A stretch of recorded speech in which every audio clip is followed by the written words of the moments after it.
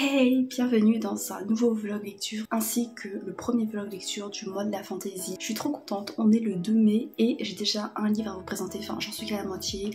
J'ai eu le temps de vouloir l'abandonner parce que j'approchais pas, en même temps de persévérer parce que je me disais que comme ça le vlog serait quand même plus sympa à écouter. Et dans la continuité des choses, je pense que du coup ce sera un vlog un peu dédié à la fantaisie asiatique parce que ce sera également en accordance avec un événement qui se déroule ce week-end et que j'attends chaque année, je suis trop contente. Il s'agit de la Japan Touch à Lyon. La Japan Touch, pour celles et ceux qui connaissent pas, c'est en gros un festival sur le manga, sur le cosplay, sur la culture asiatique et la culture geek en général. On s'éclate et on rencontre des personnes trop cool, trop talentueuses. Et c'est vraiment mon rendez-vous préféré de l'année parce que je revois des cosplayers, des cosplayeuses que j'aime beaucoup, je revois des copains, je me cosplay, du coup je rencontre des gens, je rencontre de nouveaux fans. Et pour l'édition du printemps, c'est-à-dire ce week-end là, il y a le karaoké et le karaoké, je passe ma vie là-bas, c'est ma passion. Enfin, bref, pour l'instant on écarte ça et on se concentre sur les lectures. Alors, ma première lecture du mois de la fantaisie qui se déroule pas très bien, mais c'est pas grave, il y a quand même du potentiel. Il s'agit de La joueuse de sitar de Joanne Re chez Lumen. On est dans une histoire où il y a la guerre. Dans la dynastie chinoise des Qin,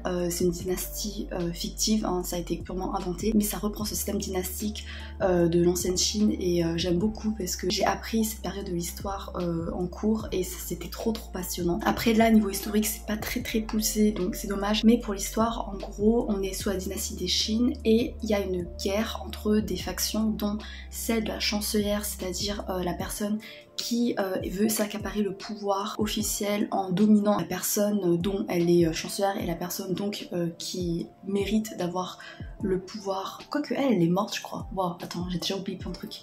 Ouais, je crois que en gros l'héritière officielle de la dynastie, elle était jeune, elle est morte ou elle a disparu, un truc comme ça, et du coup la chancelière, elle en profite pour essayer de prendre le pouvoir. Mais il y a une faction de rebelles en quelque sorte qui résiste pour revendiquer le pouvoir véritable sur la dynastie.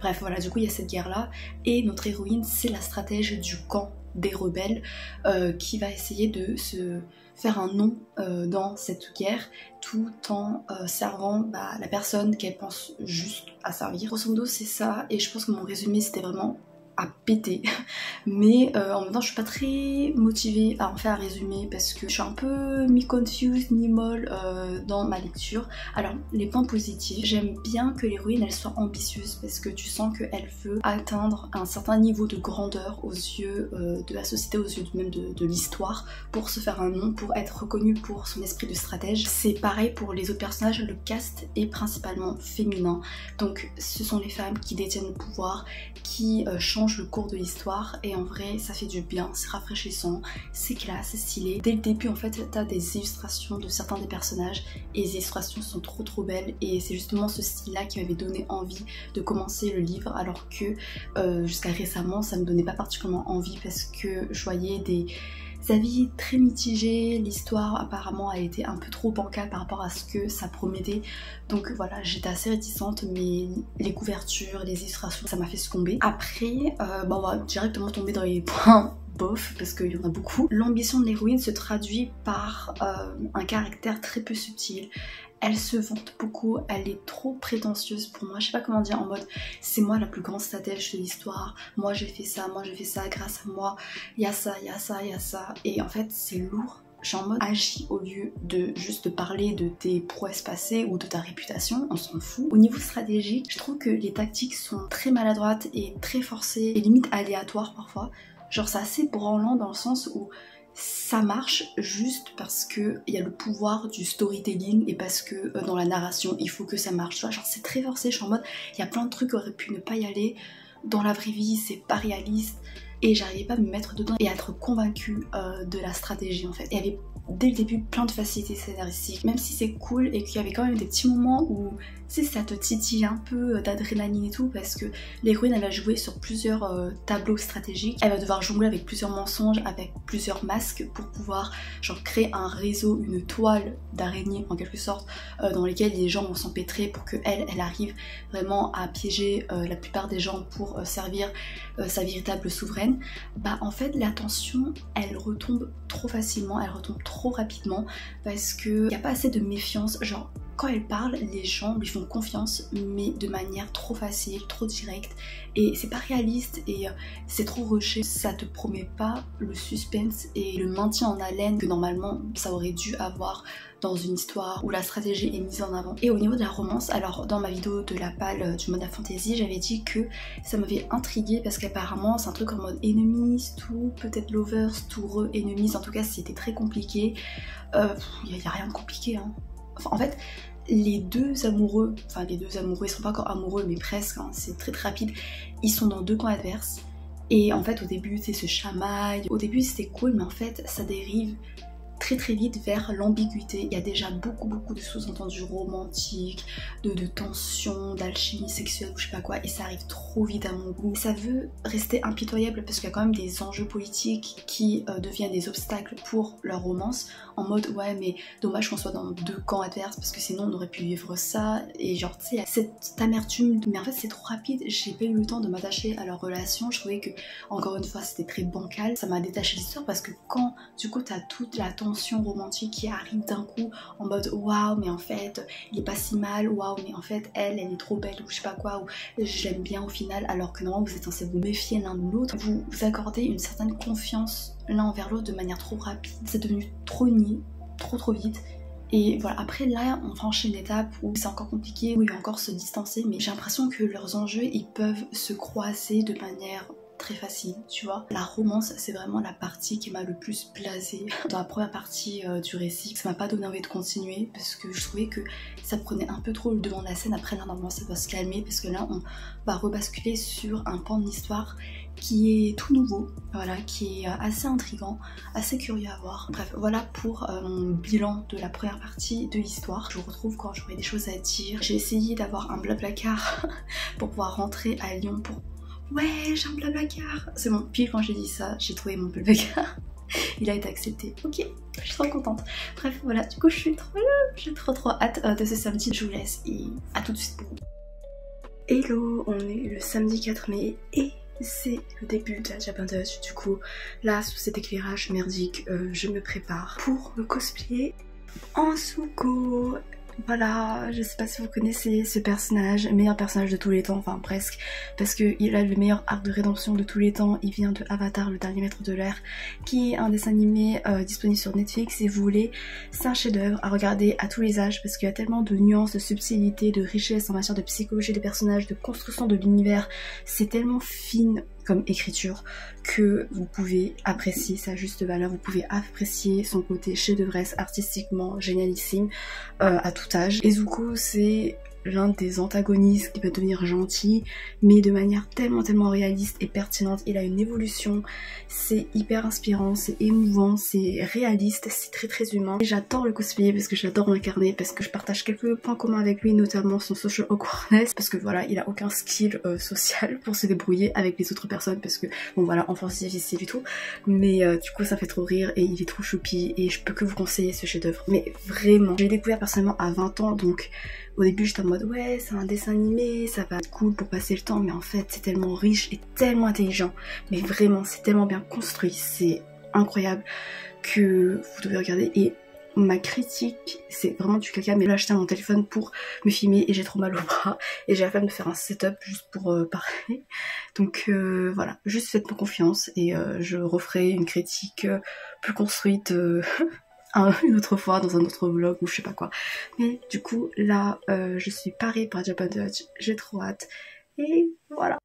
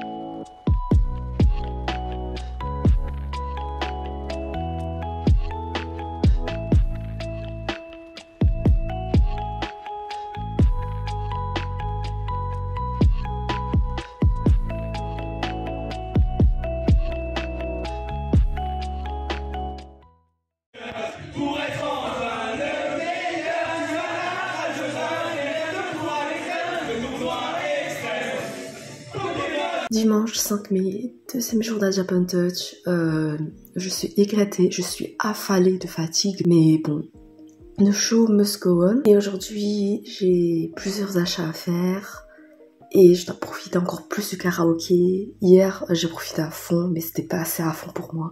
Et j'ai trop hâte. Et aujourd'hui, je me cosplay en Kagura de Gintama de Hideaki Sorachi, qui est ce manga-là. Voilà, je suis pas un peu trop près, je vois, hop là, oula, c'est mieux. Regardez, là c'est le premier tome, la couverture du premier tome, et là c'est la couverture du dernier tome. Voilà, le parallèle déjà au niveau esthétique, graphique, l'évolution est trop satisfaisante à contempler, et en plus au niveau du parcours personnel du personnage, du protagoniste Gintoki, on voit que à travers son aventure, il arrive à vivre librement, insouciamment, tout en se faisant des compagnons qui le suivent dans ses délires, qui est un cast de personnages tellement variés, tellement haut en couleur et tellement profond et riche en personnalité. Voilà. Gintama, c'est ma vie, voilà, c'est mon manga préféré, ça m'a énormément apporté comme aucune autre œuvre l'a fait, vraiment ça fait partie de ma personnalité, que ce soit en matière d'émotion, de personnages, d'inspiration, de philosophie de vie, et si ça vous intéresse, j'avais géré un blog consacré pleinement à Gintama pendant 7-8 ans. Là je poste genre environ un article par an parce que bon je suis un peu détachée du fandom. C'est un peu ma fierté personnelle ce blog parce que j'ai pu contribuer à ma propre échelle à la passion de Gintama en France qui est assez ténue comparé au Japon, parce que si vous le savez pas, Gintama c'est quand même l'un des shonen les plus populaires au Japon, mais il a du mal à trouver son public en Europe parce que l'humour est assez particulier, ça fait beaucoup référence à la pop culture japonaise, donc ça peut moins parler aux Européens, aux Occidentaux. C'est assez lent, également les gens pensent que c'est juste une œuvre parodique. Mais bref voilà, je m'étale et j'ai pas le temps. J'ai trop hâte de vous faire une vidéo pleinement dédiée à Gintama. Vous savez, genre sur ma chaîne, il y a une série de vidéos consacrées à mes mangas préférés. Du coup, à chaque vidéo, je présente 4 de mes mangas préférés. Mais là, pour Gintama, il faut que j'en consacre une vidéo entière pour lui rendre vraiment honneur et mettre vraiment en avant ce manga parce qu'il est incomparable par rapport à tous les autres mangas qui m'ont déjà tant apporté. Si vous avez vu les vidéos, vous voyez à quel point je suis passionnée, à quel point je suis amoureuse de ces œuvres. Mais Gintama, c'est genre... c'est mon âme sœur, tu vois. Et là, du coup, je suis cosplayée en l'héroïne avec un cosplay que j'ai fait moi-même il y a en 2017, et je porte très souvent.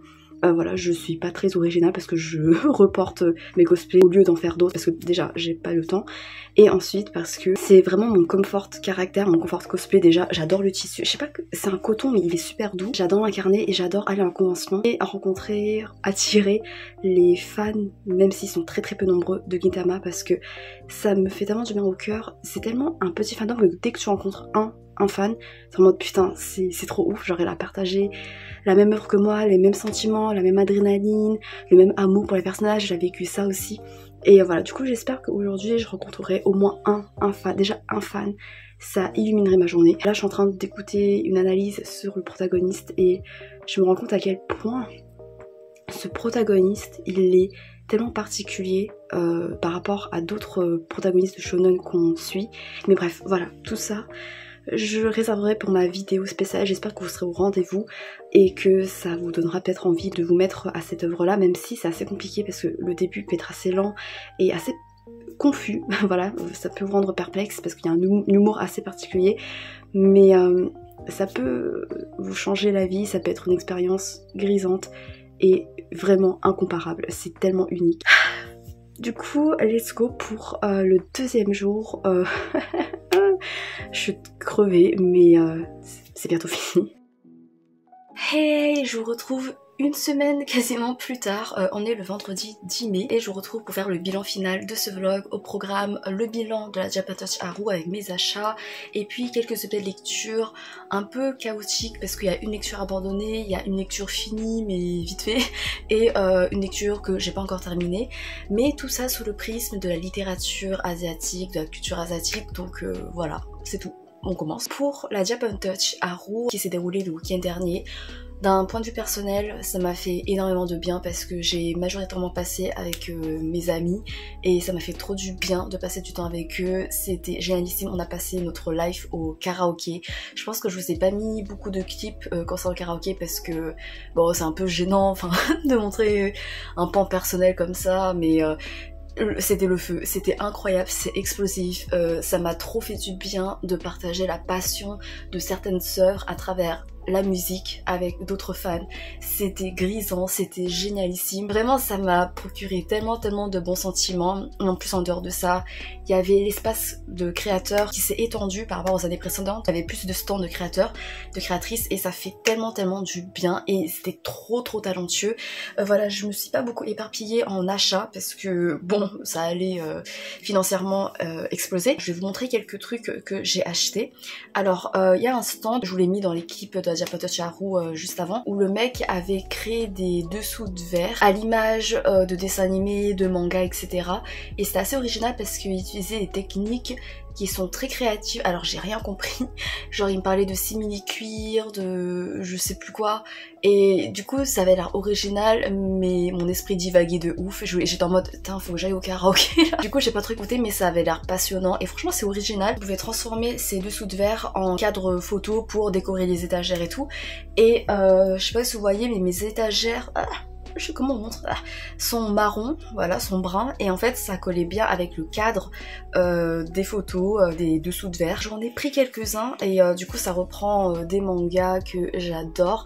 Alors par exemple celui-là, bah c'est une scène iconique de One Piece, hein, où Shanks lègue symboliquement son rêve, ses espoirs à Luffy pour montrer sa confiance en lui, sa détermination. Ça fait un peu un effet vieillot, je sais pas quoi, ça fait, je trouve, assez nostalgique. Ça va bien avec l'aura de la scène parce que c'est dans le passé de Luffy. Et le deuxième, du coup c'est Lady Oscar, la rose de Versailles. Voilà, j'aime trop, c'est trop beau. J'ai un crush sur Oscar, du coup bah, j'aime beaucoup. Et la rose de Versailles, Lady Oscar, c'est un chef-d'œuvre, ça a procuré tellement d'émotions. Ensuite, incroyable, j'ai trouvé un fanart, un putain de fanart de Nico D'Angelo dans Percy Jackson. Pareil, j'ai mis son nom dans l'équipe vidéo que je vous ai mis juste avant.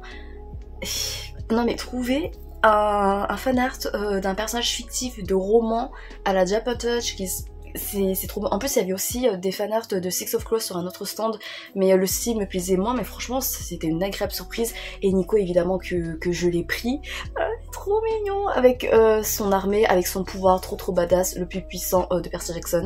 C'était mon rêve d'avoir un truc de Nico et franchement j'adore parce qu'il a sa tête de bambin, sa tête hyper jeune en fait, hyper jeune, en même temps tu sens que il est courageux, il a vécu plein de trucs. Oh, il est trop mignon en fait. Et il est trop mignon. Il est trop mignon.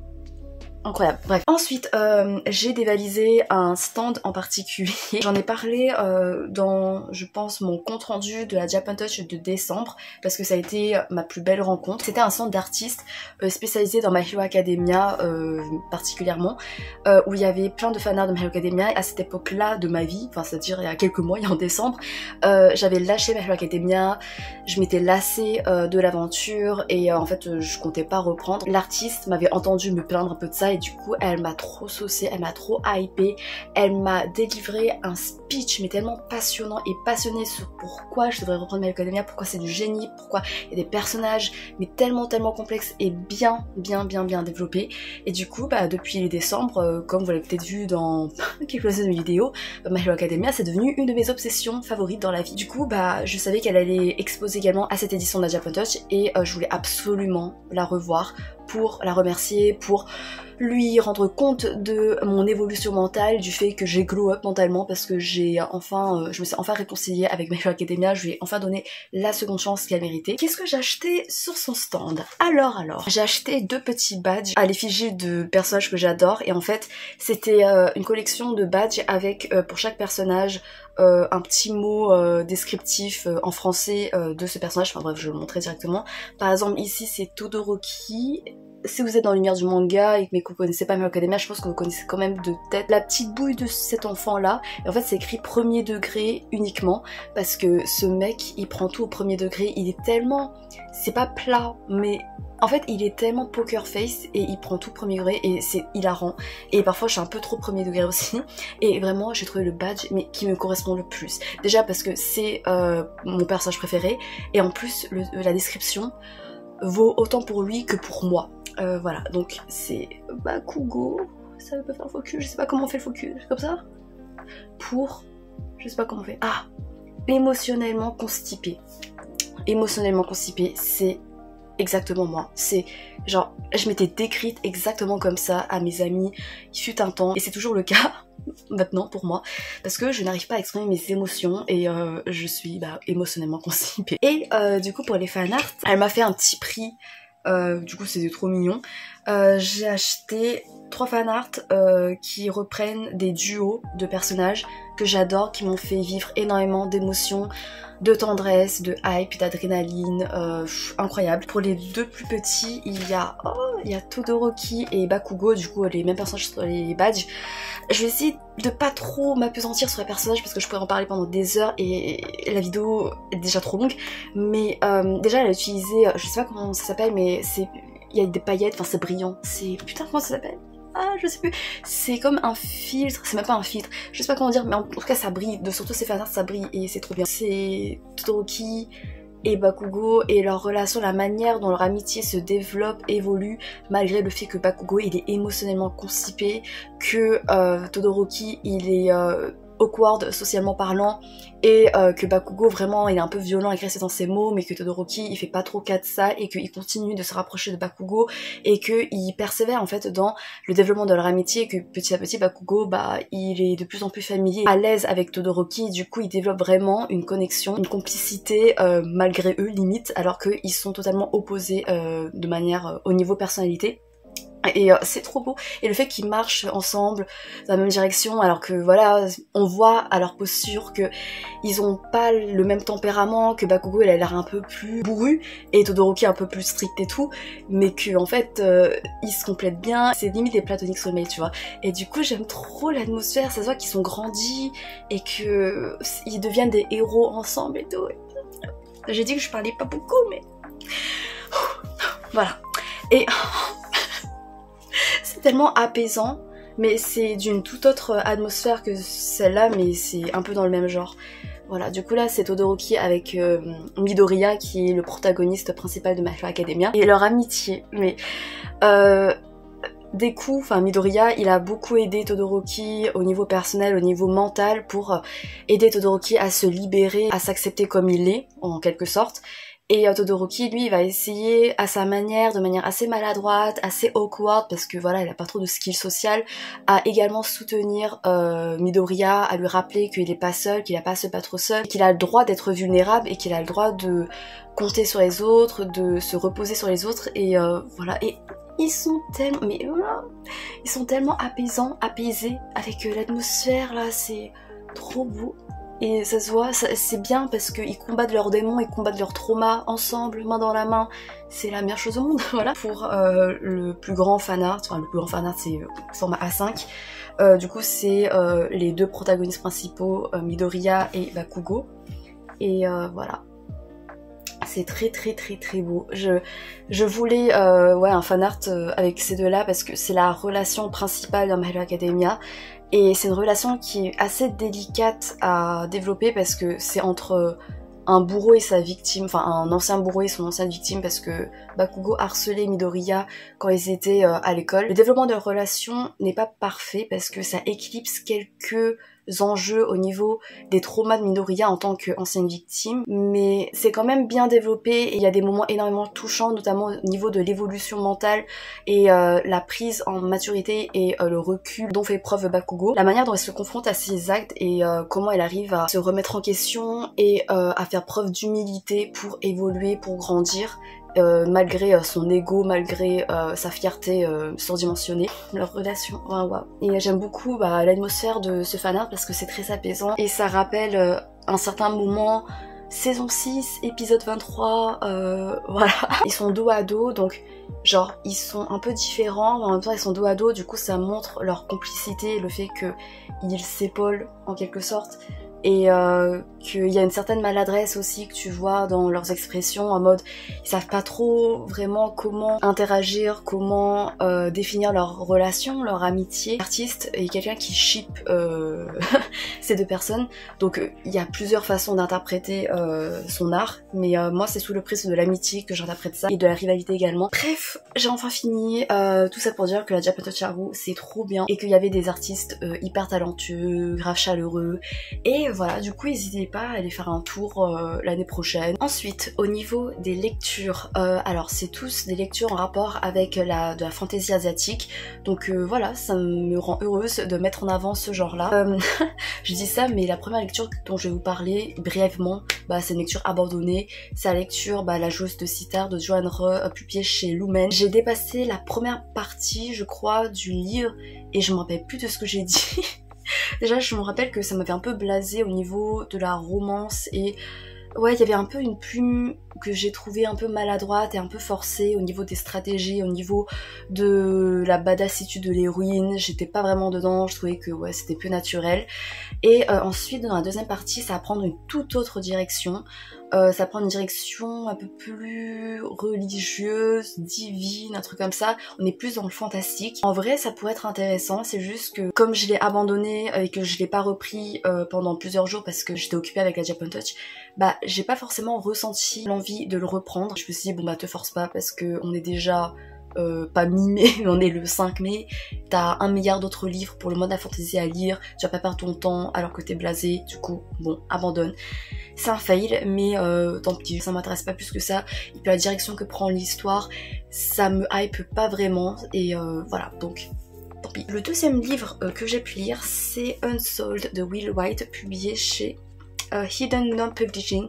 Du coup c'est un livre en anglais, c'est le premier tome d'une très très longue saga. On est dans un clan où il y a plusieurs familles, et les enfants quand ils grandissent, ils vont passer un test pour voir quel est le pouvoir, le genre de pouvoir qui est sommeil en eux. Par exemple, il y en a qui sont des sortes de guerriers, d'autres des forgerons, d'autres des diplomates, etc. Et du coup, ils vont passer une sorte de rituel pour voir dans quelle caste ils sont et comment ils peuvent servir la société, la communauté. On a notre héros qui est unsold, c'est-à-dire que il n'a pas de pouvoir. Et du coup il est complètement discriminé, il est vu comme quelqu'un qui peut pas développer son potentiel, et donc là il a 15 ans mais il a la force magique d'un gamin de 8 ans quoi. Donc c'est un peu la loose selon lui. Il va user son intelligence, d'opportunités qui s'offrent à lui de manière un peu détournée, vicieuse, pour acquérir de la force et se faire un nom par lui-même, même s'il y a des choses extérieures qui vont le contraindre, qui vont le forcer sur un chemin pas très safe. Le truc c'est qu'il se passe plein de choses. Alors déjà pour les points positifs,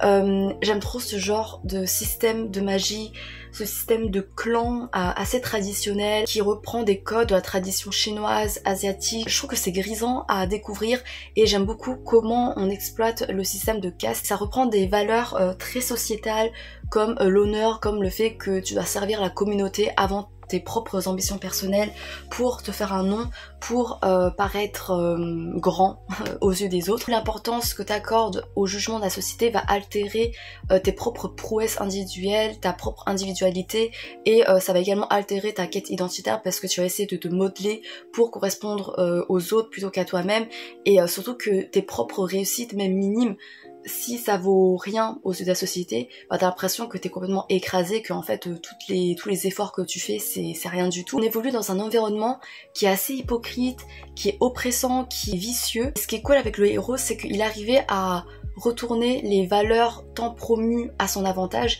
parce que tu sens que la communauté elle est pas... comment dire, il y a quand même pas mal de failles, et en fait le héros, pour pallier son manque magique, il va pallier ça avec son intellect, avec des plans qui peuvent être assez vicieux pour s'immiscer dans les failles de la société pour l'exploiter, le retourner à son avantage.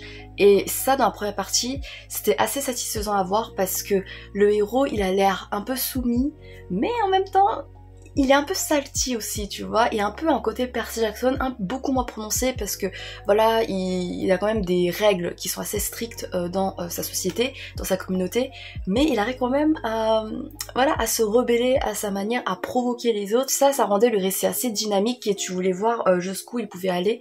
Après, le truc c'est que je trouve que c'est un récit qui est assez froid parce que tu sautes d'une étape à un autre. Genre le héros, il va aller dans un endroit et en fait il va directement le quitter pour aller dans un autre endroit, qui va directement quitter pour suivre une autre étape.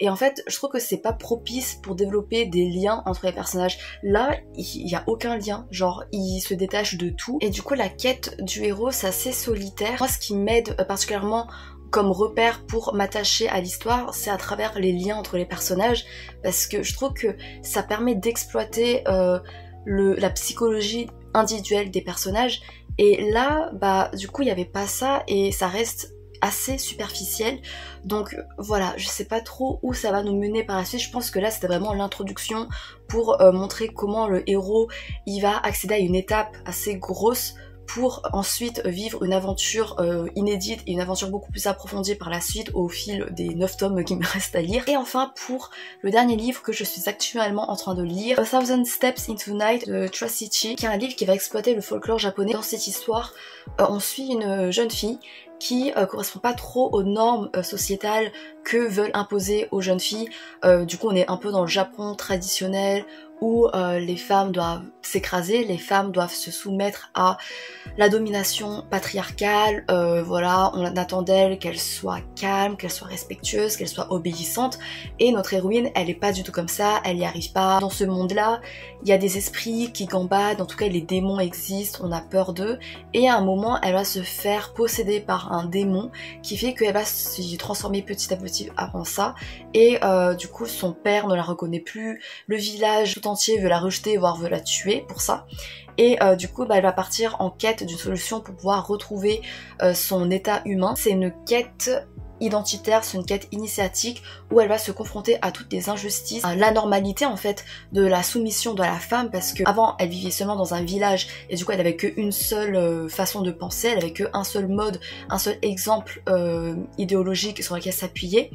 Et là, en découvrant le monde, en voyageant, en vivant des aventures, en exploitant son potentiel à travers certains périples et tout, bah elle va se rendre compte qu'elle vaut plus que ça, que de juste se lier à une figure masculine et qu'elle peut vivre à sa façon, et que c'est pas très juste en fait que les femmes doivent se soumettre. Voilà, du coup, il y a un message féministe qui est très fort, mais un peu trop fort. Hein.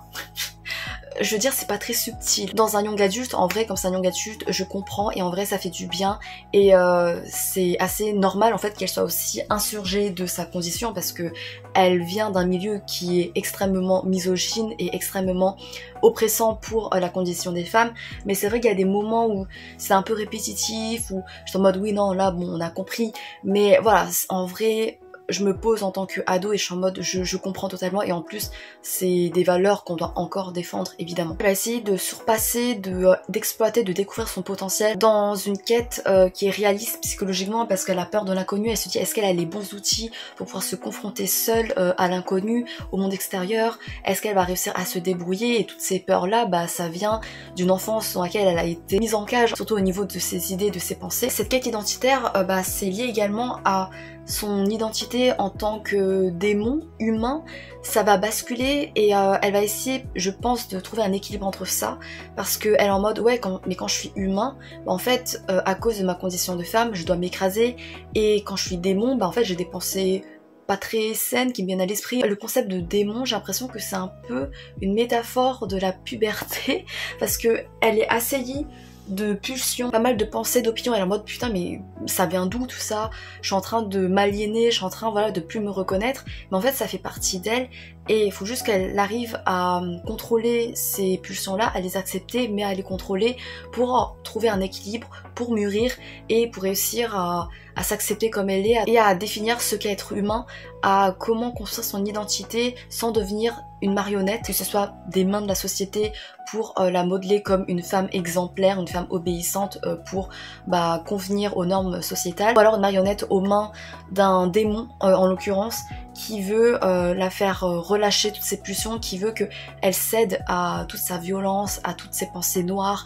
qu'elle devienne vraiment une démone totale, qu'elle embrasse une liberté certes, mais qui est destructrice pour les autres. J'avoue que je parais hyper emballée, mais pas tant que ça au final, parce que parfois il y a des moments où je suis un peu essoufflée par le récit. Peut-être c'est juste moi, c'est juste mon état personnel qui fait que je suis éclatée, que je suis facilement épuisée ces derniers temps, que du coup j'ai un peu du mal à accrocher, mais il y a un truc qui fait que je persévère, parce que au centre de l'histoire, ce n'est pas une romance, pas pour l'instant en tout cas, c'est une amitié. Et alors franchement j'avais peur que la romance soit entre du coup l'héroïne avec le démon qui veut la manipuler ou quoi, mais à un moment t'as le démon qui l'embrasse de force, et à partir de ce moment là j'étais en mode c'est pas possible, parce qu'après elle fuit, elle est vraiment en colère, tu vois, elle est pas en mode waouh il est trop beau, c'est trop bien qu'il m'embrasse de force, c'est pas romantisé, c'est pas érotisé, donc c'était cool. Donc normalement s'il y a eu ce moment là, la romance devrait pas être avec lui. S'il y a une romance, il y a une amitié entre l'héroïne et son premier ami Ever, qui l'accepte comme elle est. Il y avait du angsty, il y avait des disputes entre ces deux là, le fait que est-ce que cet ami là c'est vraiment mon ami, ou alors il m'aide juste par intérêt personnel ou je sais pas quoi, et du coup c'était trop bien, j'étais et ça me tient en haleine. Et là ils sont séparés, et là l'héroïne elle va essayer de le sauver. Après voilà, je suis pas 100% investie, je suis pas en train de chialer de ouf dans leur amitié, mais ça m'attendrit, ça m'intéresse suffisamment pour que je persévère, que je veux attendre à la fin de cette histoire. En fait, leur amitié me rappelle grave Morrigan et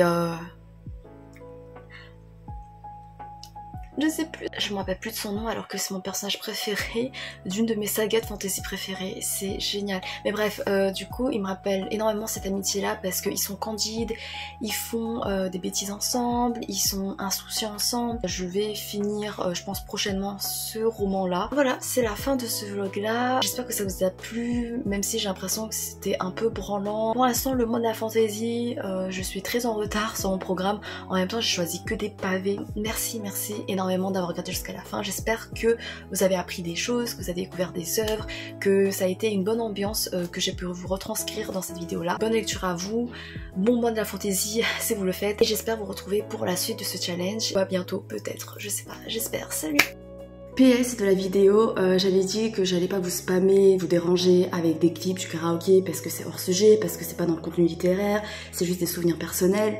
Mais pour les plus aventureux d'entre vous, pour ceux qui n'ont pas peur de se briser les tympans avec les clips qui vont suivre, je voulais quand même les mettre pour vous donner un aperçu plus approfondi de l'ambiance du karaoké et peut-être vous donner envie vous-même de vous y lancer, parce que je crois qu'il y a des gens qui ont un peu ce genre de préjugés en mode si je sais pas chanter je peux pas participer à un karaoké, alors que vraiment, en tout cas au karaoké, dans les conventions de manga cosplay, tout le monde s'en fout de vos prouesses vocales, vraiment tout le monde s'en fout si vous savez chanter ou pas. On est juste là pour partager des chansons ensemble sur une passion commune avec des œuvres qu'on adore.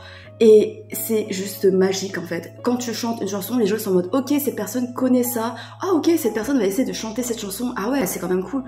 Et c'est tout. Genre, ils sont pas là pour vous juger. Il y en a pour tous les goûts. Il y a des openings, endings d'anime évidemment. Il y a des génériques de dessins animés. Il y a de la K-pop. Il y a de la J-pop avec des idols. Il y a tout. Et tout le monde attend son tour, et parfois tu te fais des potes parce que tu te dis ah putain cette personne aussi connaît ce générique. Donc je voulais quand même clôturer cette vidéo avec cette petite capsule de souvenirs personnels parce que c'était trop ouf. Vraiment je trouve qu'on s'est surpassé parce qu'à un moment on essaie de chanter une chanson avec des paroles à l'envers. C'était n'importe quoi. Ça vient de l'anime chinois Linkly, je sais pas si vous connaissez, c'est un banger, les génériques sont oufissimes même si c'est hyper dur à chanter parce qu'il y a du rap chinois, parce qu'il y a des paroles à l'envers, c'est n'importe quoi mais c'est trop cool. On essaye avec mon ami de chanter un opening, l'opening de Monster, qui est un opening sans paroles, il y a juste de la chorale. Du coup on s'était lancé ce challenge là et c'était trop drôle. Peut-être que vous, si vous baignez dans l'univers des animes, vous allez reconnaître quelques génériques et peut-être que ça va résonner en vous, peut-être que ça va vous hyper, vous donner envie d'y participer également la prochaine fois. Peut-être qu'un jour on se verra à la Japatoch Haru et qu'on chantera des génériques ensemble. Ce serait trop bien, ce serait incroyable, ce sera la meilleure rencontre. Enfin, les rencontres en salon de livre et tout, en vrai ce serait trop cool qu'on se rencontre là-bas également pour partager, pour se voir enfin face à face et que vous me partagez vos lectures, etc. Mais dans un karaoké, c'est limite mon environnement naturel, là où je suis la plus authentique, la plus lâchée possible. Et ouais, partager sur une chanson, ce serait trop bien.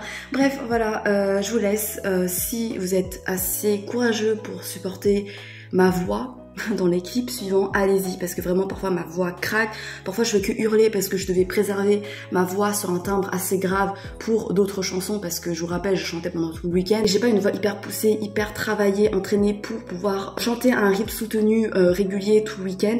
Donc voilà, c'est vraiment n'importe quoi, je sais pas chanter, je fais que hurler parfois, mais c'est juste que je suis trop hypée. Tant que vous ressentez la passion et tant que peut-être ça vous transmette l'envie de participer à ce genre de choses, et bah je suis la plus heureuse du monde, voilà, en juin.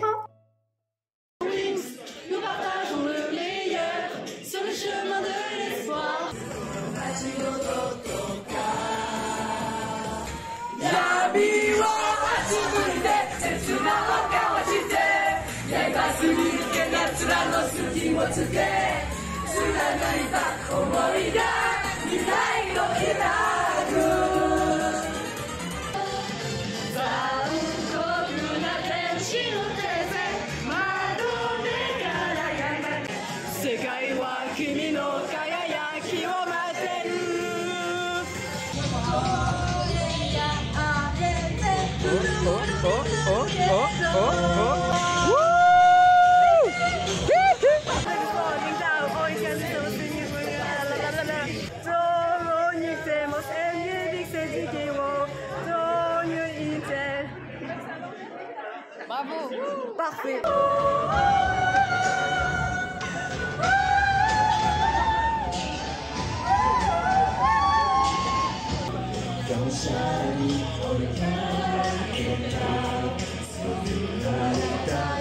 C'est Luffy là.